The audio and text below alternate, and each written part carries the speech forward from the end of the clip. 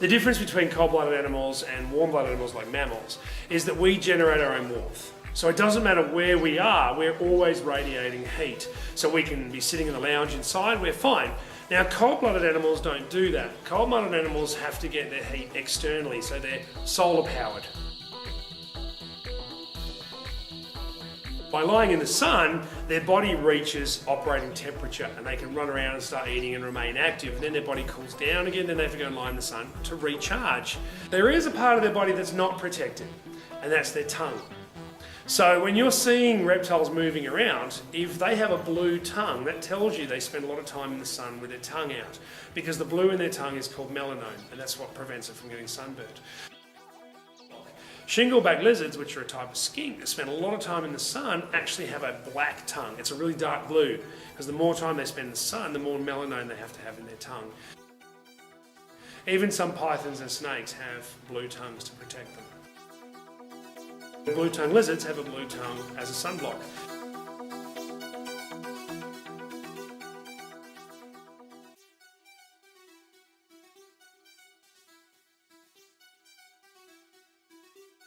"10 or so minutes in the middle of summer can be enough to start damaging the skin.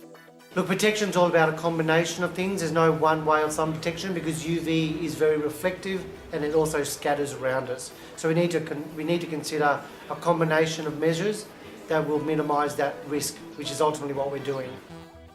Of course, sunglasses are important because our eyes, regardless of skin type, UV damages our eyes. Shade's a really good form of sun protection to reduce UV exposure. Clothing's another good one. Sunscreen is getting more and more clever, I guess, and that's nanotechnologies is a big buzzword at the moment. Sunscreen's been using nanotechnology for quite some years. There's no evidence to suggest it's harmful in any way.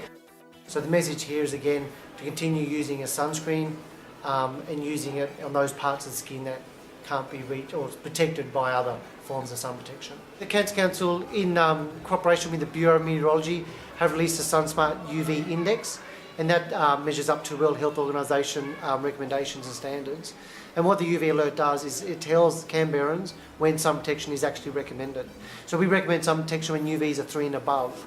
So the UV alert doesn't just tell you the number, but tells you more importantly the time of day when we need to be thinking about sun protection. This is really important.